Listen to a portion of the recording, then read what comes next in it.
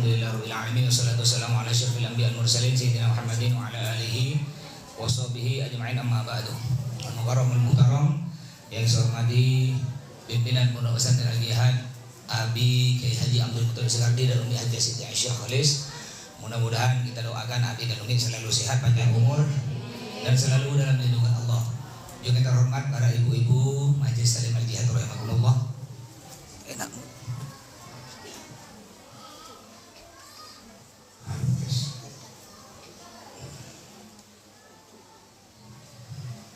Halo, tes 1 2 3 tes.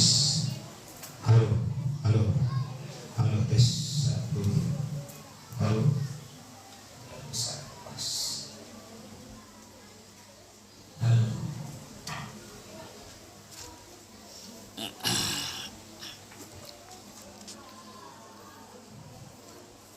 Alhamdulillah kita dapat bertemu lagi dalam pengajian rutin Jumat sore.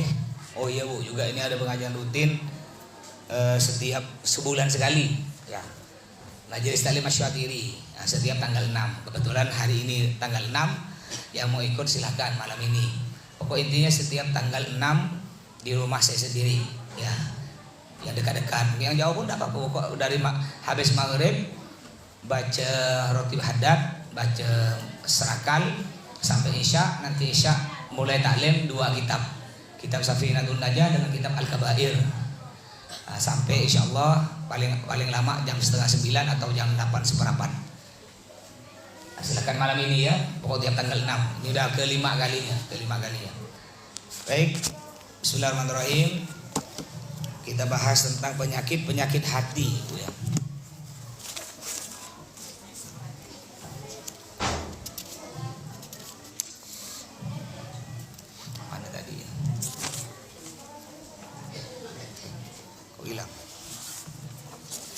Bismillahirrahmanirrahim. Penyakit hati itu terbagi jadi 3. Sebenarnya penyakit hati itu banyak. Cuma dari beberapa penyakit hati yang sangat berbahaya sekali itu ada 3. Ada tadi. Oh ini. Fi sabil qila wal qari wa khalqi wa.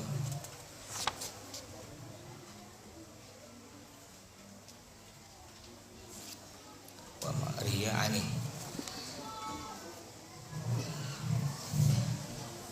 kita dilupa dari tanda nih.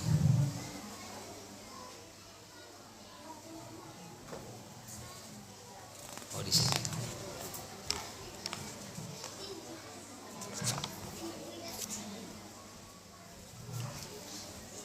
Wahia al-hasad wal riya wal ujub, itu penyakit hati. Penyakit hati banyak, cuma yang paling berbahaya dari 3 ini. Yang pertama al-hasad, iri. Yang kedua riya. Riya itu apa? Ibadah pingin dilihat orang, pingin dipuji orang. Itu banyak lah rata-rata. Yang ketiga ujub. Ujub itu membanggakan diri sendiri. Dijelaskan sini. Fajtahid fi tadhhir qalbik minha. Maka kita harus berusaha untuk membersihkan hati kita dari penyakit hati tersebut. Banyak kita nih bagus luar. Sholat kita, zakat kita, bahkan pernah umroh ya, insyaallah. Mudah-mudahan semuanya yang belum sampai oleh Allah disampaikan ya. Kemarin bulan lalu ada kawan kita ke arah Maya sampai. Insyaallah saya berangkat lagi 16 Januari, cuma tidak terima udah penuh. 16 Januari udah 3 bis. Kalau masih ada yang mau ikut, ibu atau keluarganya berangkat lagi 6 Februari. Masih kurang 12 orang lagi. Untuk Ramadan udah penuh. Ya sisa 6 Februari. Atau nanti mau yang agak murah, habis lebaran haji itu turun harganya. Yang 30 jadi 28. Biasa 30 juta jadi 28 juta, lebih murah lagi harganya. Ya silahkan nabung pelan-pelan. Jadi penyakit hati kita harus berusaha untuk menghilangkan penyakit hati. Apa kata Nabi? Innallaha la yanzuru ila suwarikum walakinnallaha yanzuru ila qulubikum. Al-hadits kama qala. Allah tidak melihat rupa kalian, Allah tidak melihat luar kalian. Walakinnallaha yanzuru ila qulubikum, tapi Allah melihat hati kalian. Tidak dilihat. Walaupun dia ustadz, kiai, nyai, walaupun luarnya bagus, kalau hatinya jelek dianggap tak bagus. Kayak kemarin baru viral tuh kan. Ya ada Gus ya, Gus siapa tuh? Yang ngolok-ngolok tukang jual TS. Dia tengah-tengah ceramah kan, lalu tukang TS berdiri gini, nanya kalau bahasa Melayunya bahasa kita ya, itu TS-nya kau udah habis ke? Belum. Ya jual lah goblok kata dia. Maksudnya gurau, cuma guraunya tak pantas, kasar. Memang orang yang jual TS senyum, tapi hatinya. Tapi alhamdulillah, jangan terlalu juga berlebih menyalahkan Gus Miftah. Ya gara-gara Gus Miftah guraukan dia ngolok, akhirnya dia dapat rezeki umroh gratis, kan? Ada hikmahnya. Umroh gratis dapat duit 1 miliar lebih, tak perlu jual TS, diberi modal lagi usaha. Ini Allah beri rezeki.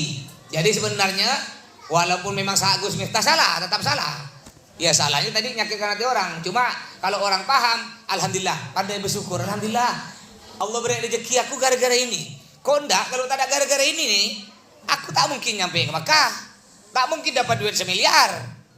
Ya, tapi masya Allah, orang yang diolok-olok oleh Gus Miftah sudah memaafkan. Ya, karena Islam tidak mengenal dendam.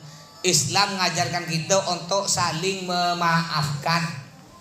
Contoh Nabi Muhammad bukan diolok-olok. Ya, Nabi Muhammad bukan diolok-olok, difitnah, dicaci maki, diludah. Wajah Nabi diludah, Bu. Cuy. Wajah Nabi diludah. Nabi tak marah. Sambil dilap ludahnya, lap senyum. Nah, besoknya ketemu lagi dengan dia, dilap lagi senyum. Kalau ibu kira-kira saya ludah mukanya senyum. Atau saya lempar pakai ini meja ini, senyum, lapor suami dibalik bawa parang. Ya. Jadi ada hikmah. Allah ingin mengangkat derajat seseorang gampang, Allah ingin jatuhkan derajat seseorang juga gampang. Akhirnya gara-gara tak bisa jaga lisan, tak bisa jaga mulut, habis. Ya, orang yang dulu senang, ujung-ujung tak senang, tak ngundang lagi. Nah, jadi ada orang bilang, jangan cuma yang tukang TS itu, banyak tukang TS lain. Ya, perlu juga diberi duit. Ya, tak bisa. Kalau dia semua tukang TS di dunia beri duit, bangkrut. Ya, kebetulan rezeki dia. Nah, kita tidak tahu siapa yang jual TS yang dapat hadiah umroh yang diolok-olok Gus Miftah. Kita tidak tahu. Bisa jadi dia sholat tahajudnya rajin, bisa jadi sholawatnya rajin, atau walaupun dia orang awam tapi hatinya bersih, tak ada penyakit iri, tak ada penyakit riya, tak ada penyakit ujub. Akhirnya gara-gara dia bagus, oleh Allah diberi rezeki disebabkan tadi. Ya, yang lain jangan iri. Ibu nanti ibu ikut mau jual TS. Mas saya mau jual TS, nanti mas ceramah mas bilang goblok, mau saya video. Belum tentu dapat apa-apa ya. Baik. Jadi fata'allam kaifatal hadar min baqiyatiha min rubil muhlikat. Kita perlu belajar. Jadi cara untuk menghilangkan penyakit hati tiga ini kita harus belajar. Kalau tidak belajar kita tidak akan tahu. Maka caranya untuk menghilangkan penyakit hati tersebut, caranya dengan belajar. Belajar dengan ini ikut pengajian. Nanti ada Abi jelaskan, saya jelaskan. Ya, itu juga diantara juga penyakit hati bisa hilang juga dengan zikir. Allah berfirman, ala bidzikrillah tatmainnul qulub. Ketahuilah, dengan berzikir kepada Allah, tatmainnul qulub, hati akan tenang, hati akan bersih. Makanya paling sebenarnya ibu ini kan rata-rata kalau kerjanya santai-santai. Maksudnya masih bisa berzikir. Sambil jualan kan duduk-duduk, bisa tak Bu?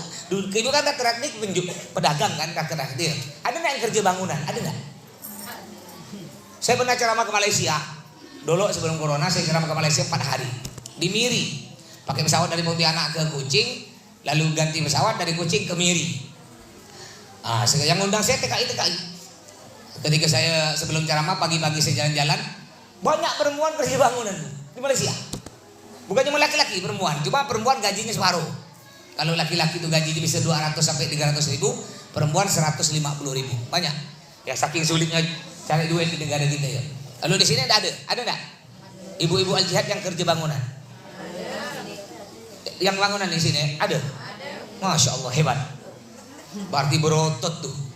Jadi kalau suaminya macam-macam, ibu ya disekop. Kayak kemarin viral, ada nggak ibu dapat di daerah Bangkalan? Ada, jadi suaminya dicurigai dia selingkuh, langsung dipotong benda tuh. Viral tuh foto tuh Bu. Ada dapat? Ada yang lihat tuh? Saya terkejut. Pada waktu itu saya tengah nginap di Singkawang dengan Bib Toha. Istri saya ngirim foto, ada kata-katanya, dia buat kata-kata. Disebabkan nakal di luar sana, Astagfirullah, itu kejut lah. Hilang tuh benda bu. Terus, sedangkan si istri bagaimana si istri? Si istri naudzubillah ya, sampai berani motong. Jangankan motong benda suami, melawan. Jadi walaupun ibu cemburu, jangan sampai ibu melawan. Lebih bagus gimana? Saya tak bisa mas kalau sampai gini mas. Saya tak bisa diduakan mas. Mana? Udah minta cerai selesai. Tapi kalau ibu sampai ngelawan, apalagi sampai naudzubillah main fisik memenyep neraka. Apa kata Nabi? Seorang istri jika berwajah masam, cemberut, merengut, ngambek kepada suami, apa kata Nabi Muhammad? Perempuan ini tidak akan mencium bau surga. Jangankan masuk surga, cium baunya jak tak ada. Itu baru merengut bu, belum ngomel merengut. Ngambek tak baik tuh. Pada suami diketik, jangan dekat sana. Kopi deh, buat seorang. Kalau ngambek tuh bu ya. Ada orang, saya pernah ceramah, ada orang nanya, Ustaz, saya jadi ketika saya ceramah hampir selesai, silakan yang mau nanya, ibu-ibu nanya, Ustaz, saya mau nanya, Ustaz tuh kiai-kiai kelahi gak dengan istrinya? Jadi dikira dia kiai-kiai, Ustaz tuh gak kelahi dikira dia ya. Lancar ya? Saya bilang sama. Walaupun Ustaz kiai sama kelahi dengan istri, ribut biasa. Sama. Cuma bedanya saya Abi dengan Umi. Walaupun Abi dengan Umi ribut, tapi anaknya tak tahu. Saya biasa berdebat dengan istri ribut biasa. Cuma anak saya tak tahu. Tetangga pergi sampai suara keluar, anak tak tahu. Bedanya bukan Ustaz. Kalau ribut piring terbang. Tetangga ribut tahu kan dengar. Itu bedanya. Kalau masalah ribut sama. Coba kalau Ustaz ribut dengan istri, enggak ada, anaknya enggak ada. Jadi kalau saya ribut dengan istri berdebat, anak datang diam, ya, pura-pura tak ada masalah. Anak saya pintar, yang enggak besar tuh tahu. Tak baik ya, tahu dia. Ya, jadi caranya gitu. Jadi katakan ibu berdebat dengan suami ibu, ribut dengan suami, anak datang stop. Ya kadang-kadang ada tetap masuk anaknya ngelihat ya, anak ngelihat. Akhirnya jadi contoh. Makanya jangan heran kenapa anak ibu berani ngelawan, karena dia guru pada ibu. Kau ngapa berani ngelawan? Loh mama ngapa gak berani ngelawan dengan bapak? Kau ngapa kurang ajar kalau lawan bapak? Mama pun kurang ajar ke bapak. Dilawan. Makanya hati ya, jangan sampai jadi contoh. Di kadang-kadang ibu-ibu ngomong anak setan kok ya, karena ada orang tua biasa ngomong anak setan. Ada setan kau. Kena anak dijawab, kau emaknya setan. Aku anak setan, kau mama setan, kau bapak setan. Ayo kita buat grup WA, ayo keluarga besar setan. Adminnya kau mak. Hati-hati budak sekarang pintar ya. Anak saya yang nomor 3 yang kecil itu, istri saya kan manggil saya mas. Anak saya ngikut, mas tak duit mas kata dia. Suruh manggil bapak enggak, karena ikut istri saya manggil saya kan mas. Jadi akhirnya anak yang kecil itu manggil mas enggak? Mas tak duit mas kata dia. Jangan mas bapak. Akhirnya istri saya manggil saya bapak, biar anak ikut manggil bapak. Terus wala tadunnanna annaka taslam bi niyatin shalihah fi ta'allumil ilmi wa fi qalbik syai'un min al-hasad wal riya' wal ujub. Artinya bagaimana? Tidak mungkin kalian bisa berhasil menuntut ilmu jika kalian masih ada sifat penyakit hati yang 3 ini. Iri, riya, ingin dipuji, wal ujub, membanggakan diri sendiri. Wa qala sallallahu alaihi wasallam, Nabi bersabda, "Salatun muhlikat." 3 perkara yang dapat merusak diri kita. Yang pertama, syuhun muta. Pelit berlebih. Jadi pelit ini ada pelit, Bu. Ada pelit biasa, ada pelit berlebih. Sangat pelit. Sampai di tengkuknya nih masuk ke dalam. Nyot kata dia. Tengkuknya, tahu tengkuk di belakang kata orang Madura cepleng. Coba pegang Bu, pegang. Kalau tengkuknya masuk dalam tuh masin, naudzubillah. Coba pegang sini. Ingat tak? Kan kata orang tua zaman dulu, kalau tanda-tanda orang masin tengkuknya masuk ke dalam kan? Tapi saya punya kawan tengkuk nyembol keluar masin, naudzubillah. Jadi tak menjamin enggak. Jadi yang bisa merusak pertama syuhun muta. Syuhun muta itu pelit berlebih. Sangat pelit. Yang kedua, Wa hawan muttaba, sering ikut hawa nafsu. Bisa merusak diri kita. Yang ketiga, wa ijabul mar'i bi nafsih, membanggakan diri sendiri. Amal hasad, iri, fawa mutasyaibun minasyuh. Iri itu asal usulnya dari pelit. Fa innal bakhila walladzi yabkhal bima fi yadihi ala ghairi. Orang pelit itu tidak mau memberikan yang dia punya. Itu pelit tuh. Bahasa Arabnya bakhil. Bakhil tuh, bakhil, pelit, dia tidak mau berikan barangnya kepada orang. Ada makanan tak mau bagi. Masak-masak, tetangga tidak diberi. Ada acara, padahal sebelah rumah tidak diberi. Tetangga banyak datang ke rumah bantu-bantu. Biasanya kalau ada acara ibu-ibu bantu-bantu tuh kan, tidak diberi. Makanya bu, hidup tuh bu tak bisa seorang bu. Hidup harus perlu bantuan orang lain. Hidup perlu bersosialisasi. Ada orang tuh hidup masing-masing dia dengan tetangga, tak peduli. Ada. Tetangga mati tak bagi. Ada tak? Tetangga mati tak bagi, diundang tak pernah bagi. Tetangga acara kawin tak ada bantu-bantu. Ya dia sibuk ya dengan keluarga dia serumah. Berangkat kantor jam 7 pagi, jam 4 sore balik, tutup pintu. Keluar tak keluar, nanti habis sisa jam 7 malam baru dia keluar sekeluarga pergi ke mall. Balik dari mall jam 11 malam, tutup pintu. Begitu terus tiap hari. Dia tak tahu tetangga bersebelah rumah sakit, tetangga sebelah rumah lapar. Dia tak tahu, tak peduli. Ada tuh orang, aku, kau.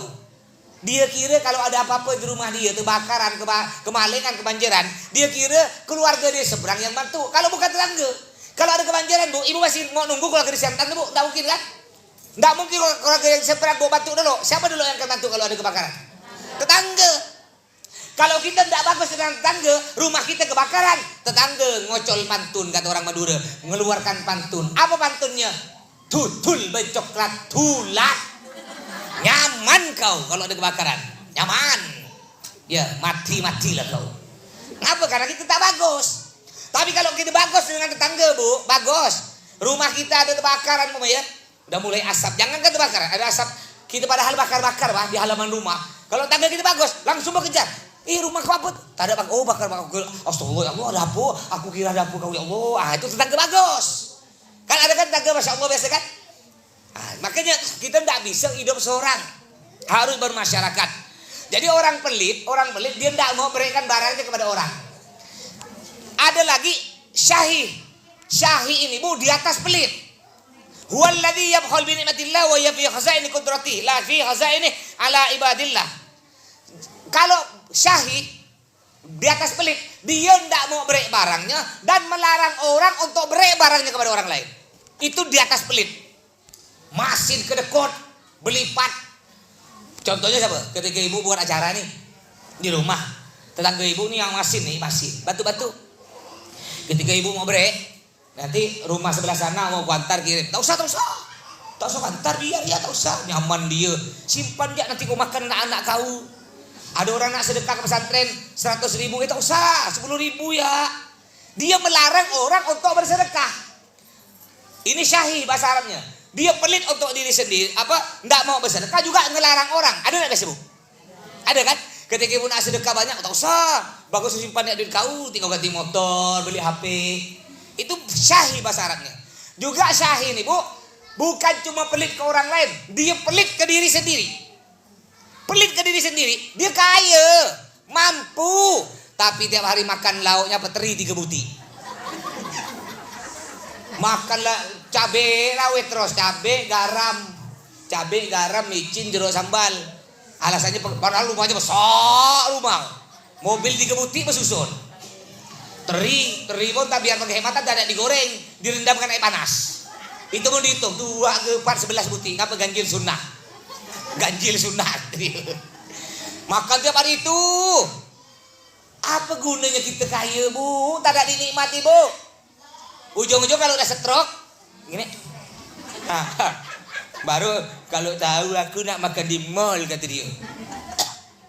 Ini syahih bahasa Arabnya. Bukan cuma pelit ke orang lain, pelit ke diri sendiri. Apa kata Allah dalam Al-Quran? Thumma bi ni'mati rabbika fahaddith. Artinya Allah beri nikmat kepada kita bu. Allah beri rezeki. Apalagi rezeki berlebih kaya. Fahaddith, tampakkan, gunakan. Ibu kaya mampu beli lauk ayam, makan tuh ayam. Besok daging sapi, besok daging kambing, Tapi ingat, jangan makan seorang. Ibu kan kaya, beli rumah cukuplah 5 kilo, beli 10 kilo, 5 kilo nyantar ke rumah. Biar penyakitnya bagi-bagi. Ini 10 kilo habiskan seorang, Bu ya. Ada enggak orang pelit ke diri sendiri? Ada, Bu? Ada. Dia mampu beli emas, mampu. Tapi dia beli emas kecil, gelang segram.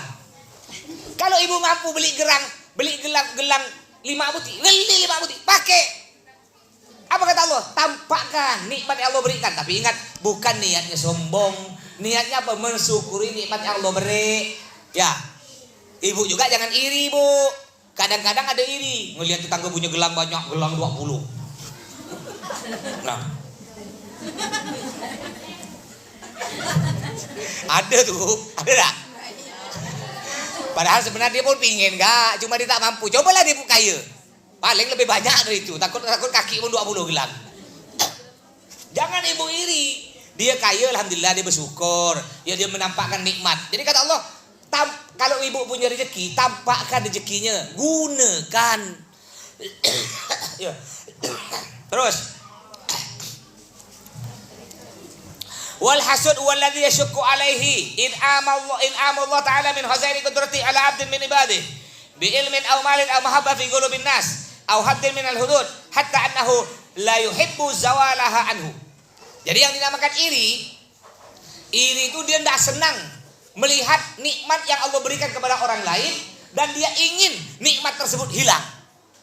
Contoh, ibu ada kawan tadi tuh, nih sekarang nih, sekali datang. Ini kawan ibu baru datang terlambat, ibu ngelerek. Lalu tas, kan tas tuh ada yang harga tas tuh ada yang 300 juta, Bu. Tas. Loh, ibu tahu enggak? Perempuan paling kaya di daerah pedalaman. Namanya Risma. Saya sering ketemu. Kemarin saya umroh ketemu. Karena dulu hotel yang saya nginap, catering yang untuk makannya jamaah punya dia. Ngapa pula dia enggak kaya? Dia megang catering 7 hotel. Satu hotel 2.000 orang, kalikan 7, berarti 14.000 jamaah umroh. Satu orang makan 3 kali. Jangan banyak-banyak ngambil untung, ngambil 10.000 ya satu orang. Kalikan 3 kali, 30.000 satu hari. Kalikan 17.000, 30.000 kalikan 17.000 satu hari. Berapa miliar? Satu hari. Jadi Risma ini dekat rumah. Pokoknya kalau ibu ngarah dari pujuk Peneram tuh, makam Kiai Fathul Bari, lepas dari itu sedikit di sebelah kiri ada rumah besar kayak istana, itu rumah orang tua dia. Kalau rumah Rismanya di Surabaya, di Madura dia punya. Masya Allah, orang kaya ya. Itu saking kayanya ketika dia balik ngawinkan anaknya, ketika dia balik ke Pontianak, nyampe Jakarta, dari Mekah ke Jakarta, itu pajak barang yang dipakai 300 juta pajaknya, Bu. Ya, pajak itu biasa kan 10% sampai 20%. Kalau 10% berarti 30 miliar. Ya, 3 miliar berarti kurang lebih. Jadi barang yang ada di badannya itu 3 miliar harganya. Tasnya katanya ratusan juta. Tas. Ibu pun kadang-kadang ngikut-ngikut gak. Beli di Shopee, abal-abal tuh. Kadang lelong. Gayo ya Allah, gayo tak noleh. Beli lelong atau di Shopee imitasi. Bayangkan, Bu, bukan emasnya, pajaknya. Pajaknya 300 juta. Dibayar orang kaya. Kalau ibu gimana kira-kira? Bayar pajak 300 juta.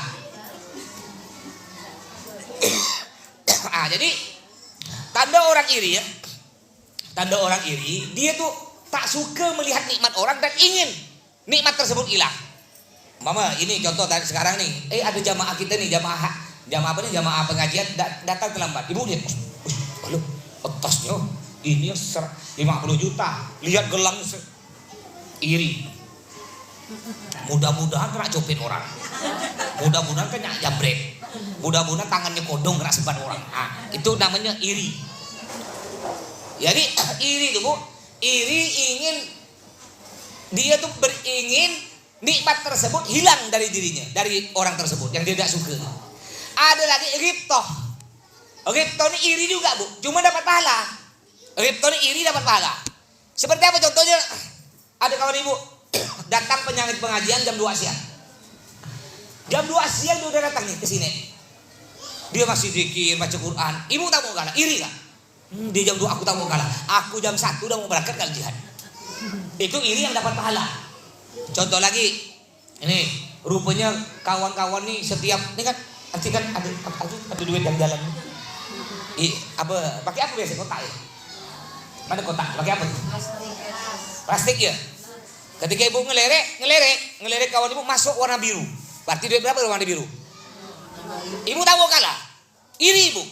Oh, aku harus 100 nih. Iri dapat pahala. Irinya dapat pahala tuh kayak gitu.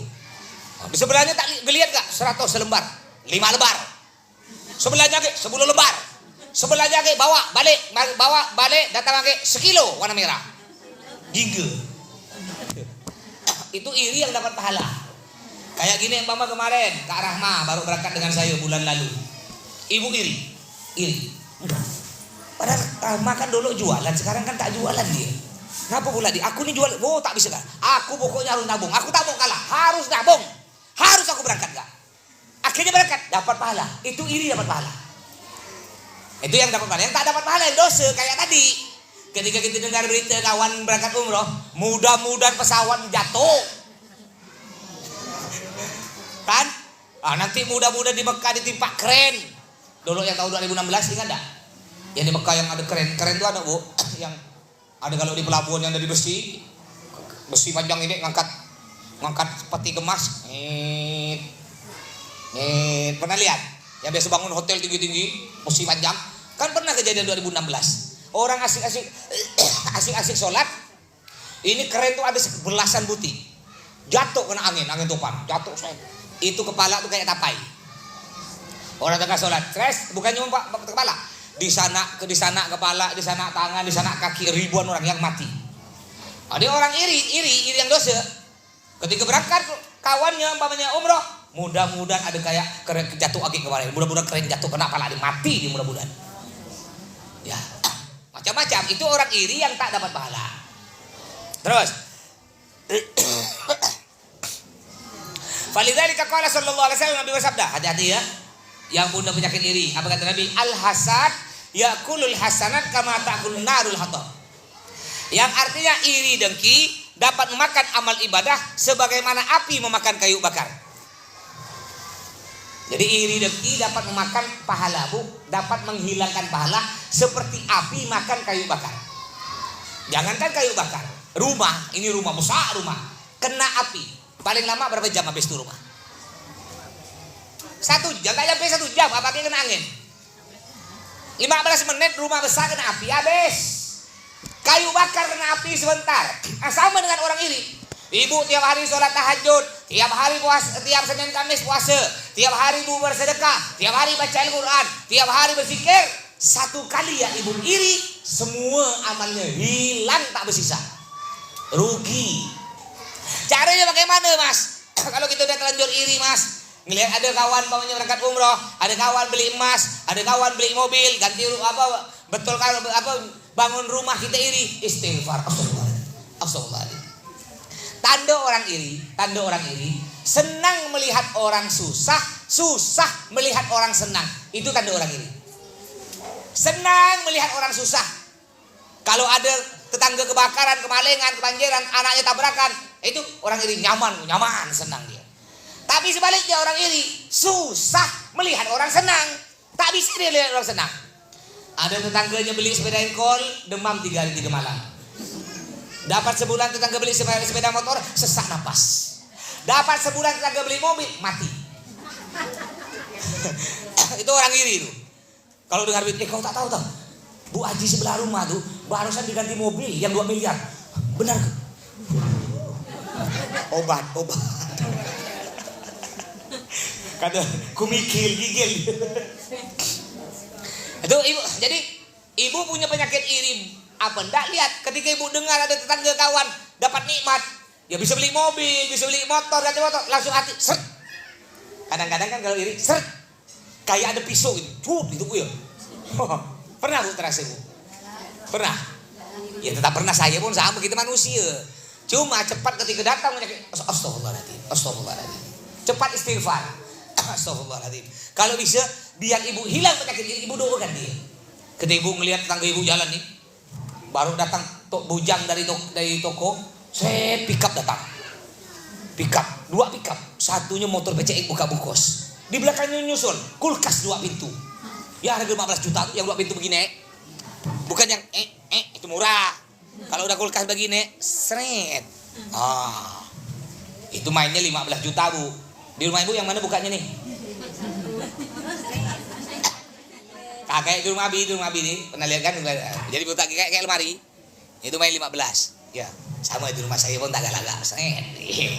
Dari triplek.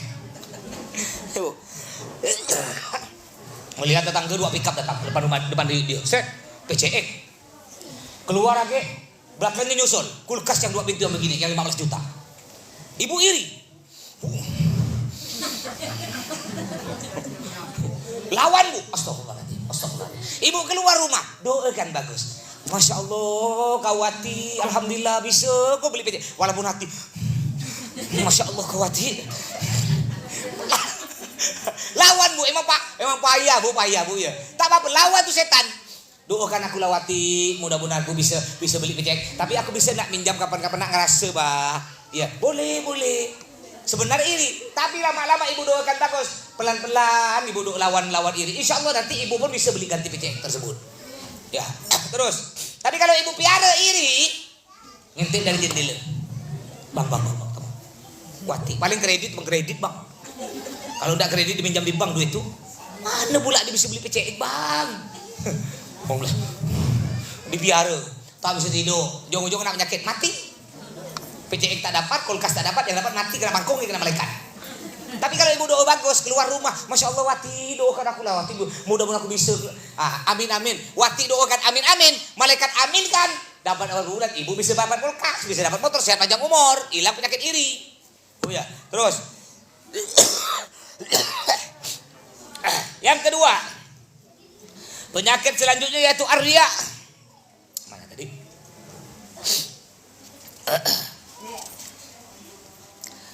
Bidawadil. Fawasyir, ini riya. Fawasyirkul khafi wa ahadus syarikain. Wa dzalika talabu kamanzilatan fi qulubil khalqi litanala bihal jaha wal hisma wa hubbul jah minal hawa al muttaba. Riya termasuk syirik. Termasuk syirik yang samar. Apa itu riya? Riya itu beribadah bukan karena ingin dapat pahala dan ridho dari Allah.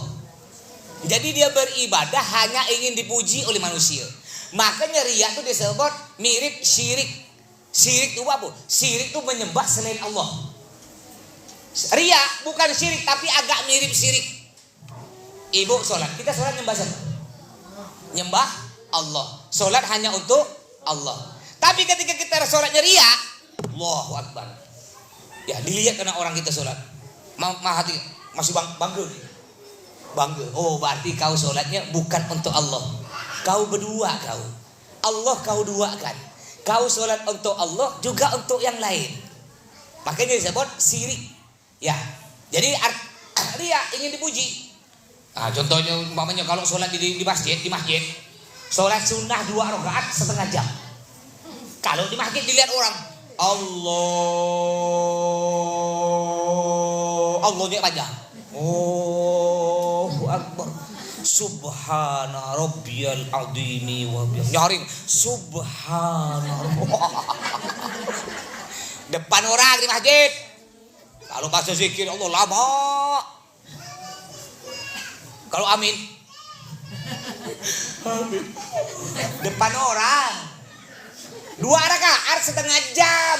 Tapi kalau sholat di rumah sendiri 4 rakaat 2 menit kayak kodok.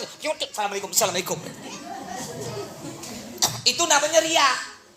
Jadi riya tuh ingin dipuji orang. Termasuk juga penceramah. Maka saya diajarkan oleh Abi, kalau kau tengah ceramah datang penyakit riya, stop, baca istighfar. Biasa saya manusia biasa ketika saya ceramah. Wah ceramah lihat muka orang ketawa suka. Masya Allah tepuk tangan. Kadang kita manusia dalam hati datang. Wah hebat. Ingat. Stop. Lanjut lagi ceramah. Ya. Jadi intinya kalau udah datang penyakit hati, untuk mengobati tersebut baca istighfar. Astagfirullah, astagfirullah, astagfirullah. Jangan dibiarkan. Kalau dibiarkan nanti ujung-ujungnya terus merembet ke penyakit hati yang lain. Penyakit hati yang ketiga yang sangat berbahaya namanya ujub. Wa mal ubju wal kibru wal bahru fawaddaul udal wa wanadul abdi ila nafsi bi'ainil izza wal istidham wa ila ghairihi bi'ainil ihtigar wa natijatuhu 'anil lisan. Apa itu ujub? Ujub itu begini. Ujub itu membanggakan diri sendiri. Merasa dia yang paling suci. Orang lain tuh kotor, najis. Contoh gini. Ketika ibu sholat tahajud malam-malam, ibu bangun jam 3. Bekas siapa tuh? Baru. Enggak apa bekas tak apa. Yang penting gosok gigi. Bismillahirrahmanirrahim. Alhamdulillah, makasih. Berapa bu? Nanti ditagih. Kayak cerita dulu di Dalwa. Dalwannya di kawan ya. Degil orang. Jadi ada satu ustadz namanya Ustadz Syakir ya. Setiap hari kena santri ini dibelikan roti, dibelikan spread. Tiap hari. Kata Ustadz Syakir, Masya Allah baik kau nih. Alhamdulillah, mudah-mudahan Allah ganti rezeki kau, amin kata dia. Selama sebulan ini Ustadz Syakir tiap ngajar dibelikan roti, dibelikan spread. Ketika gajian, kan kalau Dalwa itu kan dapat gaji dari kantor. Jadi nggak minta gaji, ngambil gaji di kantor. Ketika ngambil gaji di kantor beliau, saat gajinya dipotong, nggak pula dipotong. Ustadz tiap hari di koperasi ngambil roti dengan spread. Kurang ajar. Lalu beliau, ngapa pula potong banyak? Spread kan roti kan berapa ini, ngapa pula dari 2 kali lipat? Ustadz ngambil 2 butir kata dia. Tada aku roti sebutir kata dia. 2 butir Ustadz. Rupanya 1 untuk Ustadz, 1 untuk dia. Satu yang degil nih. Jadi dia pergi koperasi, aku disuruh Ustadz Syakir. Budak yang di koperasi ini suruh ngambil roti 2, spread 2, suruh catat nanti potong gaji. Ustadz Syakir tak tahu, dikira baik. Tapi Masya Allah ya, inilah budak pondok ya. Jadi di pondok nih bu, beda dengan sekolah umum. Kalau sekolah umum tuh dicari yang cerdas, yang pintar, yang ranking. Kalau pondok tak perlu tuh. Di pondok yang dicari yang dapat ridho guru, dapat berkah guru. Masya Allah nih yang ngakalkan guru sebulan nih bu, punya pondok jadi kiai. Masya Allah dia punya pondok besar di jauh sana. Padahal kalau menurut akal kan bisa bahaya. Tapi apa? Karena masih dapat ridho guru, minta maaf kepada guru tersebut. Jadi ujub ini, ujub artinya membanggakan diri sendiri. Ketika ibu sholat tahajud nih jam 3 subuh, Allahu Akbar. Lalu ngomong gini, kayaknya cuma aku yang bangun nih, yang lain di kamar tidur semua. Ketika ibu puasa, kayaknya cuma aku yang puasa. Biasa gini nih, banyak gini nih kalau udah nyumbang pondok. Nah sekarang ini kan habis sedang bangun rumah Mas Irul, lantai 1, lantai 2 insya Allah tahfidz. Nah, yang rumah Mas Irul dulu itu dirobohkan, dibangun lantai 1 rumah Mas Irul, lantai 2 insya Allah tahfidz putra. Nah, lalu ibu mau nyumbang, nyumbang. Sekali udah jadi. Nih, atau jalan lah, banyak jalan lah kalau jalan di gang, jalan rosak, ibu nyumbang, dibetulkan. Udah cantik jalan, ya. Kalau bukan aku nih, biasa ngomong, kalau bukan aku tak mungkin mulus jalan. Kalau bukan aku nih, tak mungkin jadi masjid. Kalau bukan aku yang lobi sana, lobi sini, ada nggak orang bisa ngomong gitu? Sikit-sikit kalau bukan aku. Ini namanya ujub, membanggakan diri sendiri. Makanya apa kata Sayyidina Ali? Ujub contohnya gini, ada cerita. Ada seorang anak kiai. Kebetulan abahnya ini seorang raja juga seorang ulama. Kaya raja ulama. Anaknya nih mondok udah 10 tahun. Jadi kata Imam Syafi'i ibu ya, paling sedikit orang mondok tuh 10 tahun. Paling sedikit. Saya mondok 15 tahun. Jadi kalau anak ibu mondok 3 tahun itu tak dianggap, itu bukan mondok main-main namanya. Jangan anak mondok 3 tahun pingin jadi ulama, tidak ada. Ya bisa lah ulama-ulamaan lah. Bukan ulama besar, ulama-ulamaan bisa. Jadi paling sedikit mondok 10 tahun. Ibu tanyakan rata-rata kiai-kiai yang punya mondok tuh, rata-rata di atas 10 tahun mondok. Ya, makanya ibu kalau punya anak paling sedikit kalau untuk pondok Pontianak ya, pondok Pontianak paling sedikit mondok taman SD, berarti kan sanawiyah 3 tahun, aliyah 3 tahun, berarti 6 kan? Ngabdi setahun 7, cukuplah 7 lah, bolehlah 7 lah, tak apalah. Jangan pula baru mondok dapat 1 hari berhenti. Ada nih, ada suami istri datang ke pondok, datang ke Abi.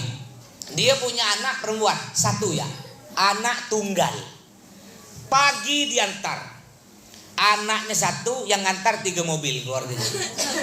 Nangis, dah, nangis, balik, baru balik sejam datang lagi. Saya tak bisa meninggalkan anak saya. Udah, kalau gitu biar anaknya betah, bapak dengan ibu mondok aja sini gratis. Ujung-ujung tak kuat, diberhentikan anaknya bu. Diberhentikan anaknya. Padahal anaknya udah betah dah. Sejam itu udah banyak kawan anak itu. Diberhentikan. Dia namanya anak pasti kita tak kuat bu. Saya baru terasa. Saya biasa kan kalau ada, saya baru terasa ketika anak saya mondok ke Malang. Biasanya saya pandai ini cuma tahu nasihati orang ya. Kalau ada wali murid anaknya mau mondok lanjut ke Jawa. Kalau mondok Pontianak kan dia masih belajar mondok nih, tidak terlalu sedih. Tiap bulan bisa ketemu kan. Kalau mau mondok ke Jawa, Mas doakan Mas, anak saya mondok ke Jawa. Saya nasihati dulu. Sabar. Belum kena seorang. Kena anak si mondok, baru terasa. Ya. Nangis bu. Ketika saya balik ke Pontianak kan saya ngantar istri saya Abi ikut ngantar anak si mondok. Jadi kebalik, jadi kan tiap hari walau udah besar, walaupun 1 taman sanawiyah tidur dengan saya, tiap hari tidur dengan saya. Ya, menang manja paling dekat dengan saya. Ketika malam pertama saya di rumah, biasa kita di samping saya peluk gitu ya. Ya malam pertama tidur ini belum nangis. Sekali terkejut malam-malam, biasa meluk dia, enggak ada. Sebelah, kenapa tak ada? Baru saya ingat dia mondok nangis. Baru saja nangis, baru 3 hari yang lalu. Dapat surat cinta dari anak tuh. Masya Allah Bapak, kalau Bapak punya duit, ya ini udah mondok nih ya, nggak langsung minta. Kalau Bapak punya duit, tolong belikan ini. Mudah-mudahan Allah beri rezeki Bapak gini. Ya tolong Pak jangan dihapus ya, kita letih nulisnya Pak. Tak terasa bu, saya nangis berdua. Memang berat. Akhirnya anak raja ini udah mondok 10 tahun, lalu raja sekaligus kiai juga beliau nih ingin ngetes anaknya berhasil. Dia kerajaan ini tua, punya pondok santri banyak lah. Dia punya anak 1 nih. Ini dia yang ngetes apakah anaknya udah bisa gantikan dia udah tua nih. Lalu dia panggil anaknya, udah kau balik ke rumah. Balik sekarang dan anaknya sampai rumah. Kau keluar dari rumah ini, kau tolong carikan makhluk yang lebih hina dari diri kau. Cari, bawa ke sini. Siapa? Ini sih kata anak tugas gampang. Dia jalan. Ketika jalan dia ketemu dengan seorang pelacur. Pelacur bu. Ketemu pelacur. Nanya, Mbak siapa? Ya saya pelacur. Tiap hari saya kerja pelacur. Ya langsung dalam hati. Dia kan jalannya dengan pengawal. Ya anak raja. Tangkap ini pelacur, kata dia, tangkap. Lalu dia ngomong dalam hatinya, aku lebih mulia dari pelacur ini. Pelacur ini orang yang buat dosa besar, berzina. Aku tak pernah berzina. Berarti aku lebih mulia dari dia. Ayo, bawa ke Abah. Aku pengen beritahu ke Abah bahwa aku udah berhasil menemukan orang yang lebih hina dari diriku. Ketika hampir nyampe di pintu kerajaan, ngomong hati kecilnya, astagfirullahaladzim. Pelacur kalau sampai dia bertobat pada Allah, nyesal kepada Allah, nangis, bisa Allah ampuni dosanya, bisa masuk surga. Sedangkan aku udah ria, aku udah ujub, aku merasa lebih bagus dari orang lain. Itu dosa besar. Kalau Allah tak ampuni dosa aku mati, masuk neraka. Bilang ke pengawal, lepaskan pelacur. Tak jadi tangkap. Kan ada cerita dalam hadis Nabi, pernah dengar ibu ya, yang pelacur masuk surga. Dia baru balik dari melacur, lalu ketika nyampe tengah jalan, lihat seekor anjing. Ini ada kolam nih. Anjing begini aus. Anjing nak minum tak bisa karena kolam. Ini ceritanya di Arab. Hadis Nabi. Di Arab bu sama dengan di Jawa. Di Jawa kolam tuh tak ada tetek-tetek dalam. Ibu pernah nyampe tak ke Madura? Kolam dalam tak kolam? Sampai 15 meter kan? Pontianak ya kalau saya masih kecil-kecil. Kolam buat ya 2 kilan. Gali 2 kilan keluar air kan kalau sini.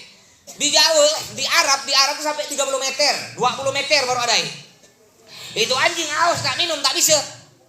Akhirnya ketika ngelihat anjing awas si pelacur nih ada tali untuk ngambil air, tarik tali, lah rupanya tak ada ember putus dah. Ini turun si pelacur pakai tali pelan-pelan, buka sepatunya ngambil naik lagi, bayangkan itu salah pecah kepala jatuh tuh ya. Turun diminumkan tuh anjing, berapa kali turun naik sampai anjing kenyang. Ya saking sayangnya dia tuh, balik dia ke rumah. Dapat berapa hari sakit si pelacur mati. Ketika dengan dunia ada orang alim pada waktu itu mimpi. Di dalam mimpinya si pelacur tersebut masuk surga. Terkejut si ulama tadi. Ngapa pula kau masuk surga? Kau banyak dosa besar. Tiap hari kau sampai 100 pelanggan kau. Ya, ngapa lagi kau bisa masuk surga? Gara-gara apa kau masuk surga nih? Sholat tak ada, puasa tak ada. Kau jual diri tiap hari kerja kau. Apa kata pelacur? Betul, aku tiap hari buat dosa besar. Jadi amal apa yang Allah terima? Satu ya amal aku diterima oleh Allah. Gara-gara amal ini semua dosa aku diampuni. Apa tuh? Aku pernah beri minum anjing yang aus. Gara-gara itu Allah ampuni dosaku. Aku masukkan surga. Akhirnya anak raja tersebut tak jadi balik rumah, jalan. Jalan. Dia ketemu dengan anjing buta, pencang, kurap, ya bau busuk lagi, berulat. Kalau ini udah pasti dah makhluk ini lebih hina dari aku. Udahlah anjing najis berat, buta, pincang, bau, berulat. Aku anak raja, anak kiai. Aku ganteng, kaya, lagi alim aku. Pengawal, bawa nih anjing. Kita bawa ke Abah. Bahwa kita udah berhasil menemukan makhluk yang lebih hina dari diriku. Ketika hampir nyampe di depan rumah, ngomong lagi hati kecilnya. Astagfirullahaladzim. Anjing ini hewan. Hewan kalau mati jadi tanah.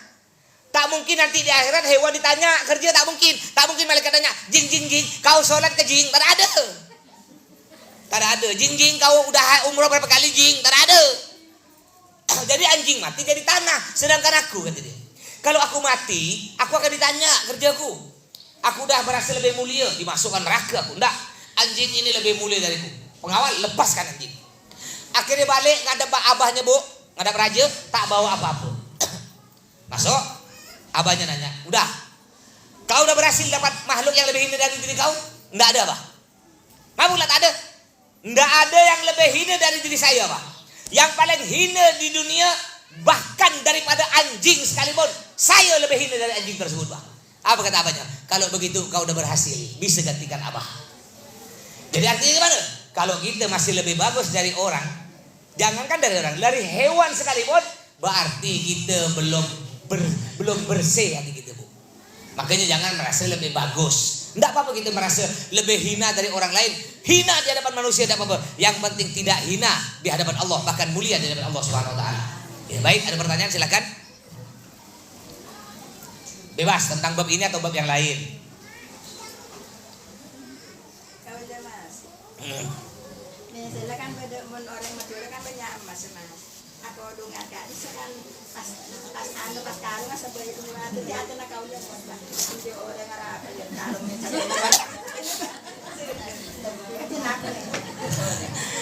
Jadi bojo ketemu orang. Biasanya kan ada orang kalung disimpan di luar jilbab. Ya, biasa kan kalau orang normal enggak gila. Kalung itu kan ditabuk kan, betul lah? Masa kalung simpan di luar jilbab?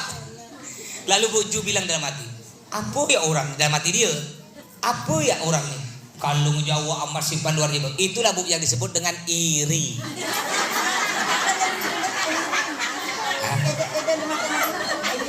Dalam hati ibu enggak iri. Cuma ibu ngomong, apalah. Itu iri bu namanya bu. Itu yang disebut iri bu ya. Disebut iri. Ibu ngomong, apalah. Kalau simpan di luar itu iri.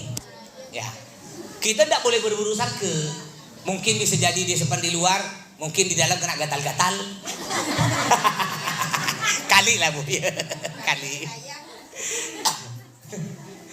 Makanya pokok udahlah, kalau ada orang pakai doakan bagus. Mudah-mudahan dia selamat sampai rumah dan mudah-mudahan saya bisa beli kayak gitu. Bu ya. Ada lagi? Silakan. Ayo jangan malu berani nanya. 2 orang lagi. Silakan Bu Ayati. Mau nanti bisa kan pergi ke surau kayak itu. Tunggal luar ke tidak apa? Iri. Belum ada, belum makan. Beliau pergi ke surau, dia berlomba dengan kawannya, dia mau berangkat duluan. Itu tadi yang disebut dengan iri yang dapat pahala. Jadi iri yang dapat dosa bahasa Arabnya hasud. Iri yang dapat pahala bahasa Arabnya ghibtah. Kayak tadi, ibu selalu pingin, pokok tak boleh ada yang berangkat ke duluan, pokok aku yang pertama masuk masjid. Itu iri dapat pahala. Jadi ketika ibu udah mau berangkat awal nih, aku pokok harus aku nomor 1 masjid. Lihat, rupanya ada buju dah. Besok aku tak mau kalah. Buju. Jam berapa sampai jam 1? Tenanglah. Ibu berangkat jam setengah 1. Itu dapat pahala. Iri yang dapat pahala. Bagus ya. Kata Allah, fastabiqul khairat, berlomba-lomba dalam kebaikan. Lomba-lomba terus. Ibu ya. Nah, nanti kalau ibu tadi berapa itu tadi? Berapa yang lain beri 5.000? Ibu 50.000. Lomba, jangan kalah. Ada lagi terakhir satu orang lagi. Silakan. Nih. Ini kalau misalnya kan kita masak dulu masak kan dari 2 hari lah misalnya gitu, tapi hati pun tidak ada niat ngomong apa-apa. Pas sampai ke rumah dikasihnya sedikit gitu. Tapi aku enggak, di rumah kan tadi makan tapi kalau ada timbul kecewa semua datang lagi gitu, timbul lagi gitu. Jadi beliau ini biasa bantu-bantu rumah tetangga kan, biasa gitu bantu-bantu kan. Biasa kan nama tetangga kalau kita bantu-bantu kan diberi kasih oleh-oleh gitu kan. Nah, ini bawa adab diberi sikit tak sesuai. Lalu dalam hati dia ngapa sikit? Astagfirullah, astagfirullah.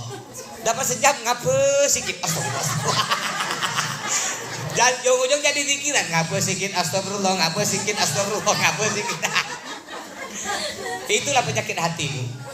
Penyakit hati. Iya, istighfar, tapi jangan datang lagi. Kalau datang lagi istighfar lagi. Makanya kata Allah paling suka banyak, innallaha yuhibbut tawwabin. Allah tuh paling suka kepada hambanya yang banyak bertobat. Walaupun ibu suka berbuat dosa, tobat lagi. Ya umpama ibu nih, daripada orang yang tak tobat Allah benci. Contoh, ibu ngerumpi nih, ngumpul dengan kawan, ngomongkan orang. Lalu ibu ingat, oh iya kata Mas Toto, gosip itu dosa besar. Astagfirullahaladzim. Astagfirullah. Datang ke kawan satu lagi, ngomongan. Astagfirullah. Datang. Astagfirullah. Itu masih Allah cintai orang itu, Bu. Walaupun kita buat dosa, tobat, Allah masih cinta dia. Kenapa?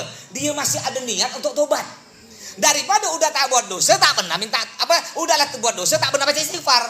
Jadi walaupun ibu tiap hari buat dosa, dia suka ngomelkan orang, iri, dengki, suka ngomongkan orang, istighfar, astagfirullah. Dapat sejam buat dosa, astagfirullah. Tak apa, Allah suka orang itu. Ya, Bu ya. Ini ada orang nanya di live nih. Apa Ustaz? Allahumma pajero. Gimana dengan doa Ustaz? Ada gitu nih. Allahumma pajero avanza, Allahumma innova gitu dia. Gimana kalau doa gitu? Itu boleh bagi orang yang tak tahu bahasa Arab dan niatnya bukan ngolok-ngolok, bukan main-main. Tapi kalau orang pandai bahasa Arab, apalah doa gitu? Pakai bahasa Arab. Allahumma atini sayyarah, Allahumma atini rizqan katsiran halalan mubarakan. Apa ibu kalau minta jangan nanggung-nanggung minta kepada Allah, Bu. Minta pajero jangan. Minta pajero. Ibu mau diberi pajero, mau? Tahu mobil pajero 800 juta mau? Atau diberi kayak punya saya dulu.